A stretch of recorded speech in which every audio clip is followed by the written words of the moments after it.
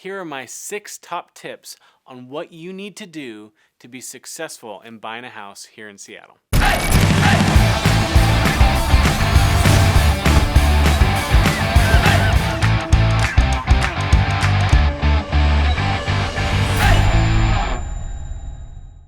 I highly suggest getting pre-approved with a local lender. Now, it's really popular these days to be pre-approved with an online bank or an online credit union, and there are some large national companies that operate primarily online, and so I have a lot of customers that want to see what those rates would be or what their service would be like. But my suggestion is always to also get pre-approved by someone local, someone you could pick up the phone and talk to, walk into their office, submit your application in person if you had to. The reason for this is that usually in the real estate transaction, something pops up. It's often around the financing. A question needs to be answered, a document needs to be turned in, and time is of the essence. And so if you're able to turn that document in person, or your real estate agent can do so in person, that can save so much time and alleviate so many problems very quickly. Chances are the real estate agent that you're working with has a couple of different lenders that are local that they work really closely with and have a long-standing relationship with.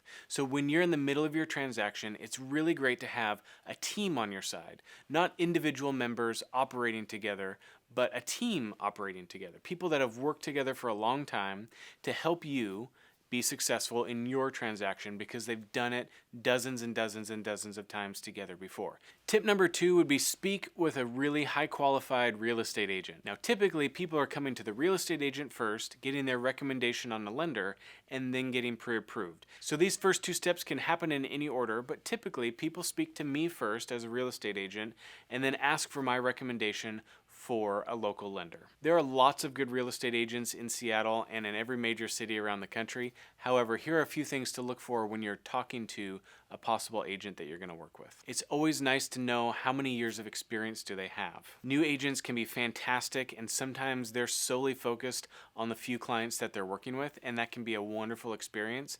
However, every transaction in the real estate world really is different, and I learn something new on every transaction, even if it's just a small new bit of data that I can apply to the future. So to work with a real estate agent that has multiple years of experience, has hundreds of transactions under their belt, they're going to know how to navigate you through the market, through the offer process, through the transaction, into a successful closing. Next would be asking how they like to communicate, how much bandwidth they have. Are they working with dozens of clients? Do they have a team?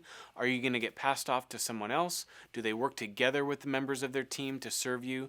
Are you getting multiple agents for the price of one? These are all interesting things to know and can determine if they're someone that you ultimately want to work with. Bottom line, whoever that agent is, you need to have really good communication with him and just feel good working with him. So if in your first couple meetings you don't even enjoy being in the same room as them, probably not a good fit for you. Find a good human that has experience and knows what they're doing. Seek recommendations, seek referrals. These are all great ways to find a quality real estate agent. Number 3 would be finding your desired neighborhood. So we have our pre-approval, which sets our budget for what you can buy. You have a real estate agent who can start you on the process of finding homes, looking at homes, and deciding what is the right fit.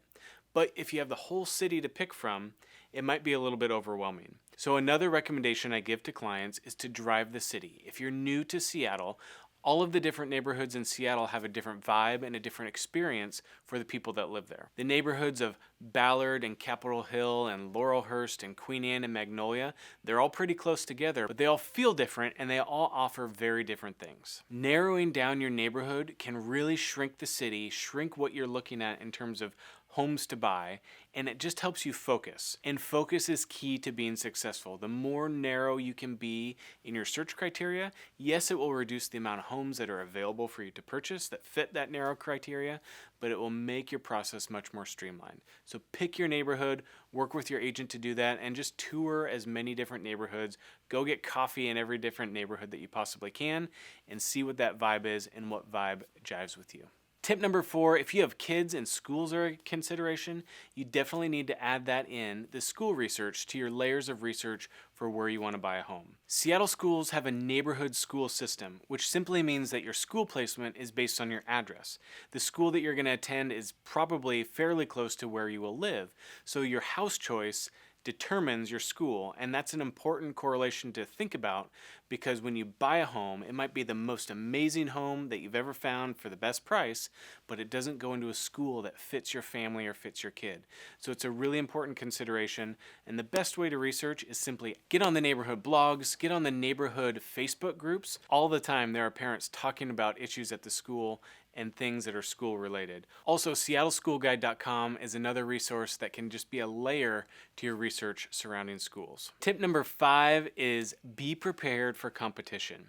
Now, at the filming of this video, right now in this moment, we're in a bit of a lull in the Seattle real estate market. 18 months to 2 years ago, things were white hot, and it seemed like every listing had 10 buyers competing for it. Right at this moment, the market isn't that competitive. However, if you're buying a single family home in any of the popular neighborhoods in Seattle, you will likely have at least one other person that wants that home as well. If there's a good home in a good neighborhood and it's properly priced, there almost assuredly will be multiple offers here in the Seattle market at most periods of time. If you're looking at a good home in a good neighborhood and it's properly priced, you're likely going to have multiple people bidding on that property here in the Seattle market.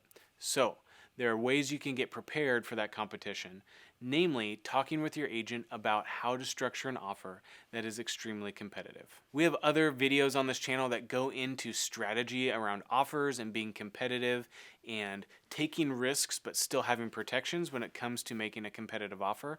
So we will link to some of those, but bottom line, talk with your agent. How can you put forth the best offer possible? And if you're coming from another market that's a little bit slower or not as competitive, it might feel a little bit risky or like you're putting yourself out there a little bit too much.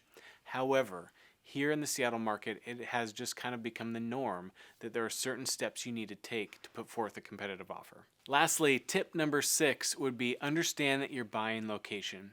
So you're relocating from another area, and if you're coming from the suburbs or you're coming from another state where the market just isn't as expensive, you might have a little bit of sticker shock when you come to buy a house here in Seattle. $1 million home here in Seattle is probably 100 years old and needs some work, and so a lot of times people relocating here don't fully understand that they're buying location.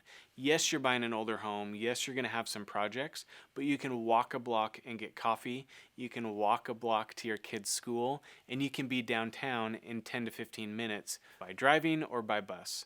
And so those are the things you need to remember as you're relocating into a global city here in Seattle, that you're buying location. This is the place that people want to be.